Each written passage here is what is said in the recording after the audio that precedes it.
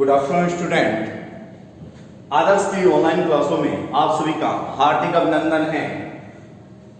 आज हम BA part third के खाद्यान्न फसलों को लेकर आए हैं। खाद्यान्न फसलें, कल अपनी जो बात कृषि को लेकर हुई थी, कृषि की बात अपन ने कर ली थी और कृषि की विशेषताएं, उन सब चीजों की बात कर ली थी। जलवायु के आधार पर कितने प्रकार की जो फसलें बोई जाती है उनकी बात भी अपनी हो चुकी थी।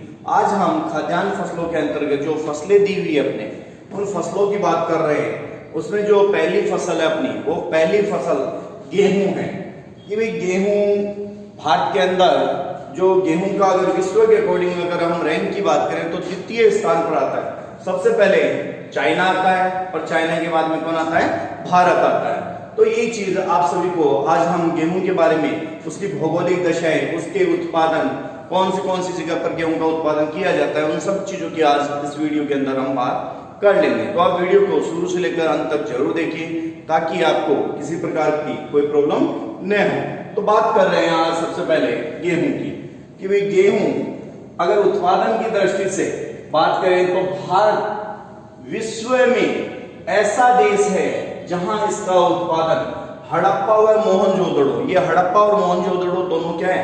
सभ्यता है, पुरातन सभ्यता है। उन सभ्यता के टाइम से भारत के अंदर गेहूं का उत्पादन किया जा रहा है। कौन सभ्यता? मोहनजोदड़ो और हड़प्पा सभ्यता। बात वही है कि गेहूं उत्पादन की दृष्टि से भारत विश्व में ऐसा देश है जहां इसका उत्पादन, किसका उत्पादन बात कर रहे हैं? गेहूं की। जहां गेहूं का उत्पादन हड़प्पा व मोहनजोदड़ो से किया जा रहा है। हड़प्पा सभ्यता और मोहनजोदड़ो से गेहूं की कृषि की जा रही है रेगुलरली। आगे बात करते हैं वर्तमान समय में भारत, इसके बाद में वर्तमान समय में भारत चीन के बाद में सबसे पहला रैंक किसका है बेटा? चीन का है। चीन के बाद में गेहूं के उत्पादन में दूसरा स्थान रखता है। भारत कौन सा स्थान रखता है? दूसरा स्थान रखता है। उत्पादन की दृष्टि से अगर बात करें तो उत्पादन में दूसरा स्थान रखता है। भारत में गेहूं का उत्पादन शीतकाल में उत्तरी पश्चिमी क्षेत्र में अधिकतर किया जाता है। भारत आप सभी को पता ही है कि भारत का जो उत्तरी पश्चिमी क्षेत्र है, उत्तरी पश्चिमी क्षेत्र आप सभी को पता है कि उत्तर है और ये पश्चिम है। तो बात कर रहे हैं हम उत्तरी पश्चिमी क्षेत्र। शीतकाल में भारत में गेहूं का उत्पादन शीतकाल में उत्तरी पश्चिमी क्षेत्र में अधिकतर किया जाता था। देश में उपलब्ध कुल कृषि भूमि है, टोटल जो एग्रीकल्चर लैंड है अपने पास में, कुल कृषि भूमि के 11%, ध्यान रखना बेटा, कुल कृषि क्षेत्र के कितने प्रतिशत? 11% भाग व खाद्यान्न उत्पादन की कुल भूमि के 20%, खाद्यान्न उत्पादन की कुल भूमि के कितने प्रतिशत? 20% पर गेहूं का उत्पादन किया जाता है, गेहूं उत्पादित होता है। क्लियर है इतना? नोट्स में सबसे पहले लिख लीजिए, टॉपिक लगाइए गेहूं और लिखिए गेहूं उत्पादन की दृष्टि से भारत विश्व में ऐसा देश है जहां इसका उत्पादन हड़प्पा व मोहनजोदड़ो से किया जा रहा है। वर्तमान समय में भारत चीन के बाद गेहूं उत्पादन में दूसरा स्थान रखता है। भारत में गेहूं का उत्पादन शीतकाल में उत्तरी पश्चिमी क्षेत्र में अधिकतर किया जाता था। देश में उपलब्ध कुल कृषि भूमि के 11% व खाद्यान्न उत्पादन के कुल भूमि के 20% भाग पर गेहूं उत्पादित किया जाता है। नोट कर लिया इतना? आगे बढ़े, इतना नोट हो गया बेटा? चलो आगे चलते हैं, रफ कर रहा हूं मैं क्योंकि कोई चीज टाइमली, सारी चीज आपको समझ में आनी बहुत ज्यादा जरूरी है। सारी चीज समझ में आ जाएगी तो आपके कहीं भी कोई मार्किंग में दिक्कत नहीं आएगी। आगे इस चीज के बारे में हम और बात करते हैं। उससे पहले आगे इसका नोट कीजिए आप। आगे लिखिए खाद्यान्न की दृष्टि से उत्पादित, खाद्यान्न की दृष्टि से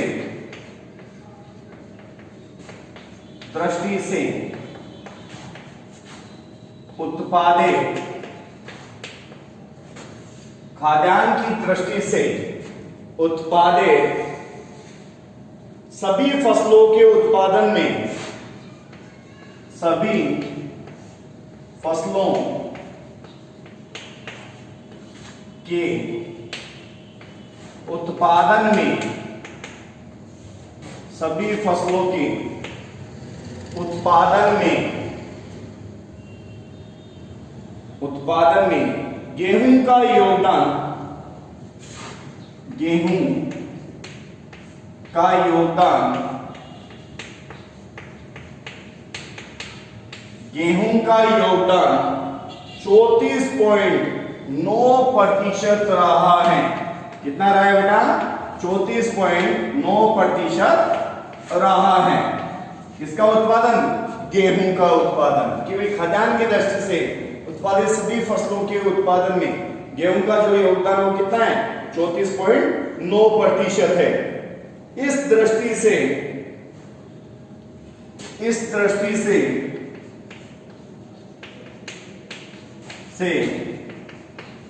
गेहूं भारत की मुख्य फसल है। गेहूं भारत की मुख्य फसल है। गेहूं भारत की मुख्य फसल है, जिसके उत्पादन पर भारत की लगभग 30% जनसंख्या, कितने प्रतिशत जनसंख्या? 30% जनसंख्या का जीवन निर्वाह होता है, का जीवन निर्वाह होता है। कितनी प्रतिशत जनसंख्या का जीवन निर्वाह होता है बेटा? 30% जनसंख्या का जीवन निर्वाह होता है। हो गए नोट? इतना आगे रफ कर रहा हूं बेटा। देखो सारी चीज तरीके से, सिस्टमेटिक तरीके से हमें करनी है और सिस्टमेटिक तरीके से हम पूरी चीजों की बात भी करेंगे। आगे लिखिए, उत्तरी भारत में, उत्तरी भारत में अक्टूबर नवंबर, उत्तरी भारत में अक्टूबर नवंबर, दक्षिणी भारत में सितंबर अक्टूबर, दक्षिणी भारत में सितंबर अक्टूबर में गेहूं बोया जाता है, में गेहूं बोया जाता है, बोया जाता है तथा मार्च अप्रैल में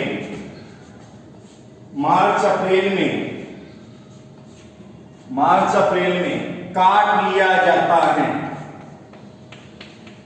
काट लिया जाता है। मार्च अप्रैल में क्या कर लिया जाता है बेटा? काट ली जाती है फसल। क्लियर? क्लियर बच्चों? नोट कर लीजिए इतना। उसके बाद हम बात करते हैं आगे की। देखो अपनी इतनी बात हो गई, अब इसकी जो आवश्यक भौगोलिक दशाएं हैं कि भाई कोई भी फसल होती है, उस फसल के लिए कुछ आवश्यक भौगोलिक दशाएं होती हैं, उन आवश्यक भौगोलिक दशाओं पर बात करते हैं।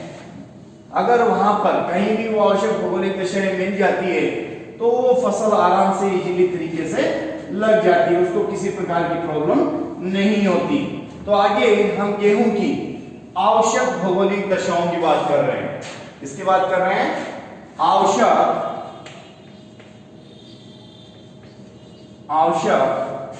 भौगोलिक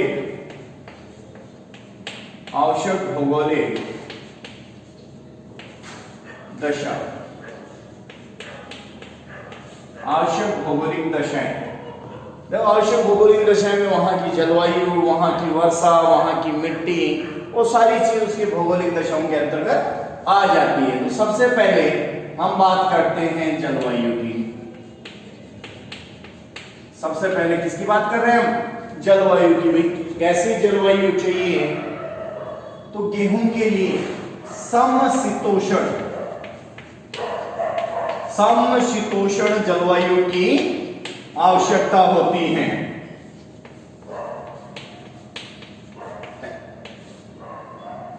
समशीतोष्ण जलवायु जहां पाई जाती है वहां गेहूं की फसल आराम से लग जाती है। तो पहली भौगोलिक दशा क्या है?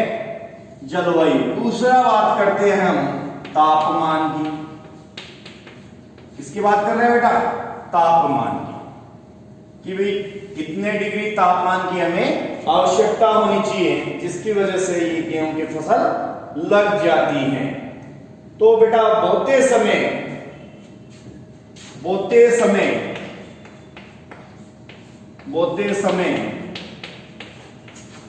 10 डिग्री सेंटीग्रेड, बोते समय 10 डिग्री सेंटीग्रेड, बढ़ते समय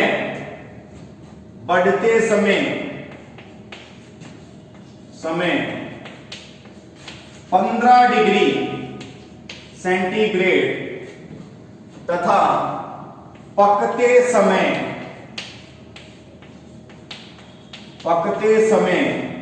20 डिग्री सेंटीग्रेड तापमान की आवश्यकता होती है।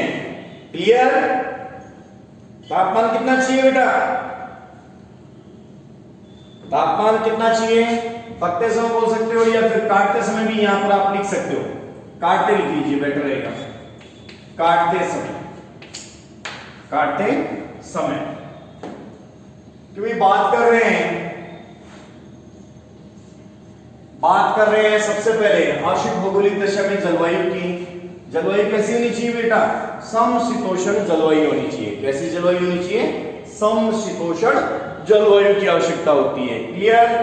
दूसरी हम बात करते हैं तापमान की। क्योंकि तापमान कैसा होना चाहिए? जब हम गेहूं की फसल को बोते हैं तो बोते समय तापमान जो रहना चाहिए वो बेटा 10 डिग्री सेंटीग्रेड रहना चाहिए। जब वो बढ़ती है फसल जब एक लेवल पर जाती है, बढ़ना शुरू कर देती है, तो तापमान जो हमें चाहिए वो 15 डिग्री सेंटीग्रेड चाहिए। और जब उस फसल को हम काटते हैं, जब काटते टाइम उसका जो तापमान है वो लगभग 20 डिग्री सेंटीग्रेड तापमान की हमें आवश्यकता रहती है। और 100 दिन ऐसे होने चाहिए जिसके अंदर उस टाइम में पाला नहीं गिरे, क्योंकि पाला उस टाइम उसके लिए खतरनाक हो सकता है। क्लियर? इतनी चीज बेटा 100 दिन क्या होना चाहिए? पाला रहित होना चाहिए। समझ रहे हो? चलो तीसरी बात करते हैं। तीसरी वर्षा। ये दो लिखिए आप लोगों ने। तीसरी किसकी बात कर रहे हैं? वर्षा की बात करेंगे। जो आपके टॉपिक में अलग अलग दिए हुए हैं इसलिए फुल डिस्कशन कर रहे हैं इस पे। तो तीसरी बात हम कर रहे हैं वर्षा की। इसकी बात कर रहे हैं? वर्षा की बात कर रहे हैं। तो इसके लिए बेटा वर्षा कितनी चाहिए? 50 सेमी से लेकर 75 सेमी। 50 सेमी से लेकर 75 सेमी वर्षा की आवश्यकता होनी चाहिए। क्योंकि अगर ऐसा एरिया जहां पर 50 से 75 सेमी वर्षा होती है वहां पर गेहूं की फसल आराम से ले ली जाती है। लेकिन अगर ऐसा नहीं होता है तो वहां पर सिंचाई के माध्यम से भी फसलें ली जाती है। क्योंकि कोई ऐसा एरिया जहां पर वर्षा नहीं हो रही 50 से 75 सेमी, तो उस एरिया के अंदर हम सिंचाई के माध्यम से, चाहे वो कोई भी स्रोत हो, कोई भी स्रोत के सिंचाई के माध्यम से हम गेहूं की फसल की पैदावार ले सकते हैं। क्लियर? तीसरी बात कर ली हमने वर्षा की। और गेहूं की फसल बोने के कुछ समय बाद अगर चक्रवातीय वर्षा जिसे मावठ कहते हैं, अगर वो मावठ हो जाती है तो इसके लिए वो और ज्यादा लाभदायक होती है। समझ रहे हो चीज को? मावठ जिसको शीतकालीन वर्षा हम बोलते हैं, ये चीज ध्यान रखना बेटा। काफी बार कंपटीशनों में क्वेश्चन आते हैं ऐसे, तो इन चीजों का आप लोगों को ध्यान में रखना है। फिर हम बात करते हैं चौथा मिट्टी की।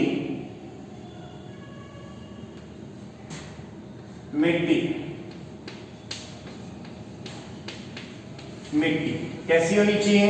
नमी युक्त। कैसी मिट्टी होनी चाहिए बेटा?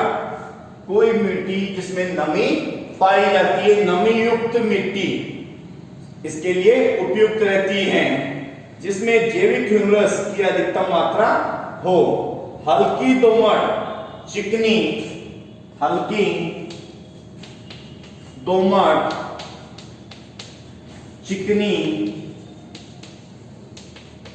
चिकनी मिट्टी भी, हल्की दोमट चिकनी मिट्टी भी इसके लिए उपजाऊ होती है।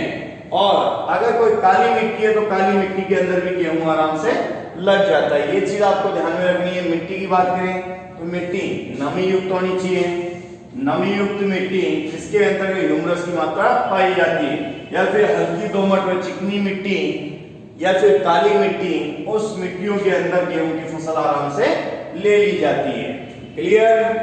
अन्य कारकों में अगर बात करें तो सस्ते व पर्याप्त श्रमिक, सस्ते व पर्याप्त श्रमिक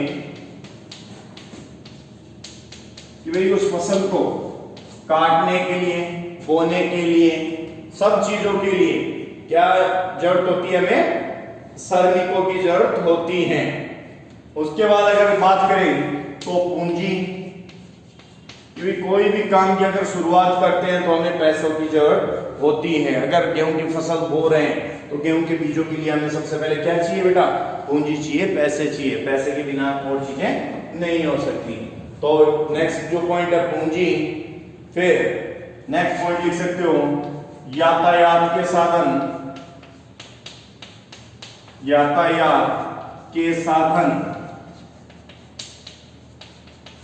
कि भाई फसल जब पक चुकी है तो उस फसल को एक जगह से तो घर पे तो रखना नहीं है, उस फसल को एक जगह से दूसरी जगह पे भेजना है। उसके लिए हमें किस चीज की आवश्यकता होती है? यातायात के साधनों की आवश्यकता होती है। यातायात के साधन आराम से उपलब्ध हो जाते हैं तो वहां पर अपने ही कॉस्टिंग कम आती है। फिर रासायनिक उर्वरकों की उपलब्धता, एक पॉइंट और लगा सकते हैं कि भी रासायनिक उर्वरकों की भी हमें आवश्यकता होती है।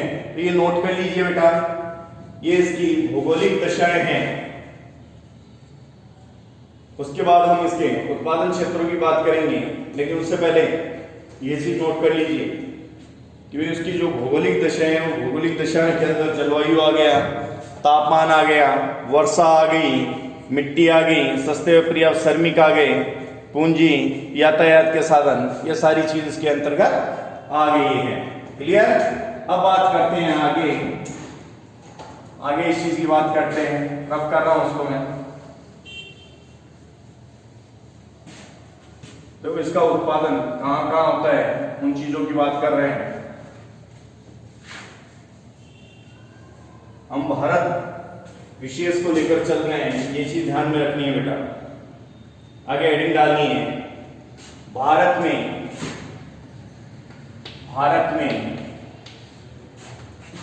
गेहूं के उत्पादन क्षेत्र, गेहूं के उत्पादन क्षेत्र, भारत में गेहूं के उत्पादन क्षेत्र। हेडिंग डाल लीजिए और पहला लिखिए उत्तर प्रदेश। सबसे ज्यादा कहां होता है बेटा? उत्तर प्रदेश। उत्तर प्रदेश सबसे पहले डाल लीजिए उत्तर प्रदेश। लिखिए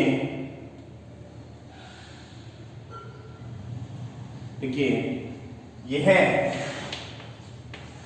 राज्य भारत के,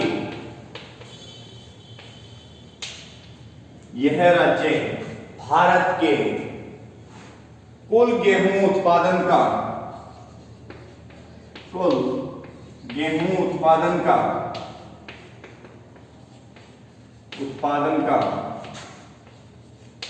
28% उत्पादन करके, 28% उत्पादन करके प्रथम स्थान रखता है। प्रथम स्थान रखता है। उत्तर प्रदेश है वो 28% गेहूं का उत्पादन करके प्रथम स्थान रखता है। प्रमुख गेहूं उत्पादन क्षेत्र, प्रमुख गेहूं उत्पादन क्षेत्र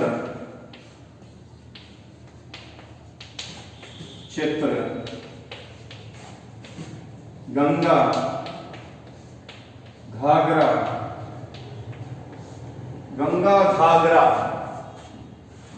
यानी गंगा यमुना वाला एरिया और घाघरा नदी की उपजाऊ मैदानी, गंगा यमुना घाघरा के उपजाऊ मैदान में होता है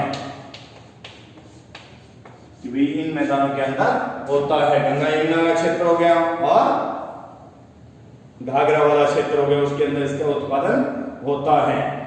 इसका जो बुलंदशहर, मेरठ, सहारनपुर, मुरादाबाद, मुजफ्फरनगर उत्तर प्रदेश के प्रमुख गेहूं उत्पादक जिले हैं। ये चीज आपको भी ध्यान रखनी है, नोट कर लीजिएगा साथ में। बुलंदशहर, मेरठ, सहारनपुर, मुरादाबाद और मुजफ्फरनगर। नेक्स्ट बात करते हैं दूसरे की। पहला उत्तर प्रदेश लिख लिया, 2 नंबर लिखिए पंजाब। 2 नंबर क्या लिखना बेटा? पंजाब।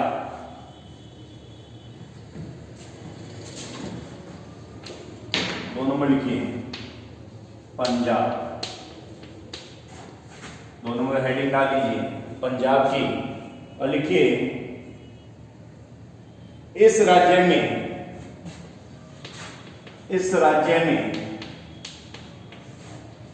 गेहूं का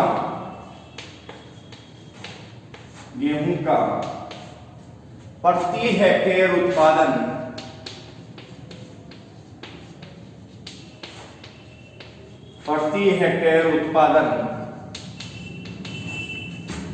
सर्वाधिक है। प्रति हेक्टेयर उत्पादन, अगर हेक्टेयर वाइज अगर बात करें तो प्रति हेक्टेयर उत्पादन पंजाब के अंदर सर्वाधिक है। कम भूमि पर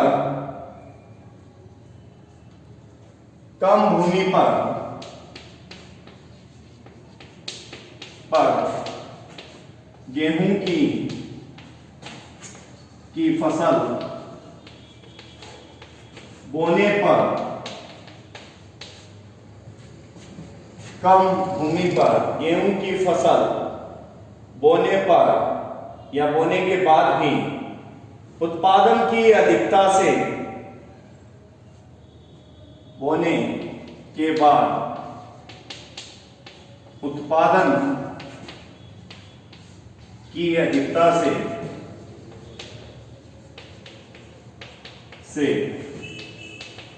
दूसरे स्थान पर है। याद रखना बेटा, कौन से स्थान पर?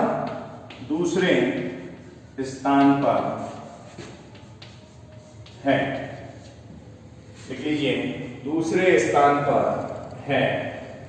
इसके जो बेटा गुरदासपुर, जालंधर, फिरोजपुर, अमृतसर, लुधियाना, पटियाला, बठिंडा, ये सारे मुख्य गेहूं उत्पादक जिले हैं। क्लियर? अमृतसर वाला एरिया हो गया, जालंधर वाला एरिया हो गया, गुरदासपुर वाला एरिया हो गया, वो सारे इसके क्या है? उत्पादक जिले हैं।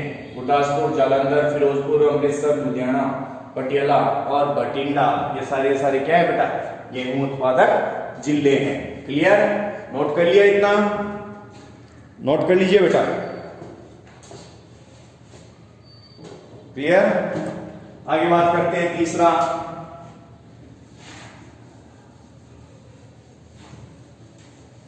बात करते हैं,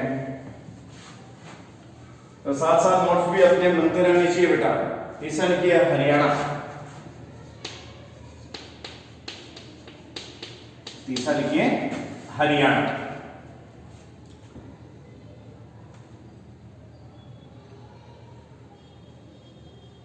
देखिए पंजाब के समान आधुनिक, पंजाब के समान आधुनिक उपकरणों का प्रयोग कर, आधुनिक उपकरणों का प्रयोग कर नहरी सिंचाई सुविधा के कारण, नहरी सिंचाई सुविधा के कारण यहां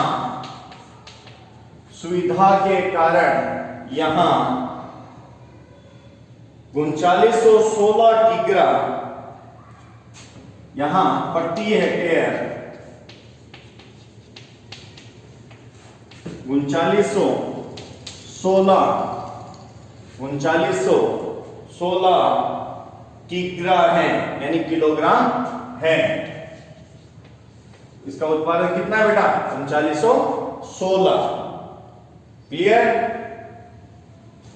भारत में गेहूं उत्पादन में ये कौन सा स्थान रखता है बेटा? चौथा स्थान रखता है। याद रखना बेटा, गेहूं उत्पादन में कौन सा स्थान रखता है? चौथा स्थान रखता है। इसके जो गुड़गांव, हिसार, जिंद, करनाल, रोहतक, इन सभी जिलों के अंदर गेहूं का उत्पादन किया जाता है। क्लियर? आगे बात करते हैं बेटा नेक्स्ट लिखिए मध्य प्रदेश। नेक्स्ट क्या लिखोगे? मध्य प्रदेश। मध्य प्रदेश के बाद राजस्थान। तो हम चौथा बात करते हैं मध्य प्रदेश। किसकी बात कर रहे हैं बेटा? मध्य प्रदेश की बात कर रहे हैं। क्लियर? लिखिए भारत में कुल गेहूं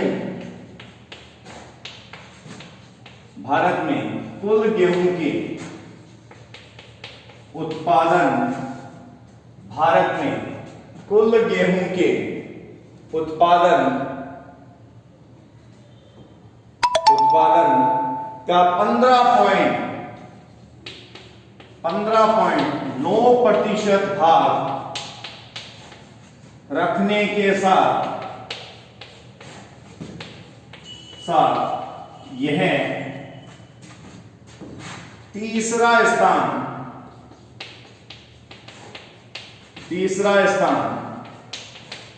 रखता है। कौन सा स्थान रखता है बेटा? तीसरा स्थान रखता है। क्लियर? लेकिन कम उपजाऊ भूमि, उर्वरकों का कम उपयोग, सिंचाई सुविधाओं के अभाव के कारण राज्य के प्रति हेक्टेयर गेहूं का उत्पादन 1788 किलोग्राम ही है। ये चीज साथ में नोट कर लेना बेटा। ठीक है? मध्य प्रदेश के जो ग्वालियर, उज्जैन, निमाड़, जबलपुर, रीवा, भोपाल, देवास, सागर, इन सभी के अंतर्गत इसका उत्पादन, गेहूं का उत्पादन किया जाता है। कि भारत के कुल गेहूं उत्पादन का 15.9% भाग रखने के साथ यह जो मध्य प्रदेश है वो कौन सा स्थान रखता है? तीसरा स्थान रखता है। इसके जो ग्वालियर, उज्जैन, निमाड़, जबलपुर, रीवा, भोपाल, देवास, सागर, होशंगाबाद आदि के अंदर भी गेहूं का उत्पादन किया जाता है। लास्ट लिखिए, उससे पहले ये सारे नोट कर लीजिए बेटा, सारे नोट हो जाने चाहिए। उसके बाद आज हम बात करते हैं राजस्थान की।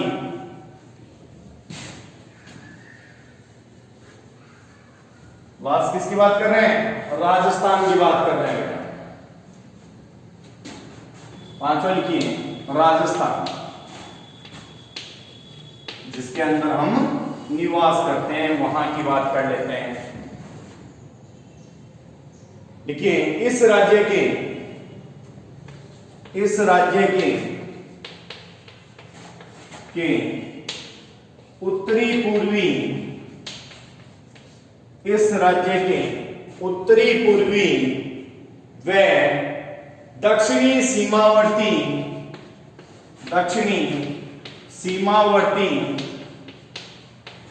क्षेत्रों में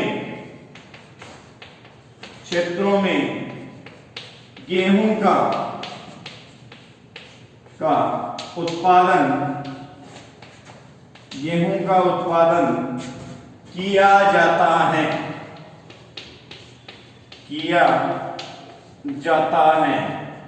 इसके जो उत्तरी पूर्वी और दक्षिणी सीमावर्ती क्षेत्र है वहां पर गेहूं का उत्पादन किया जाता है। जहां राज्य का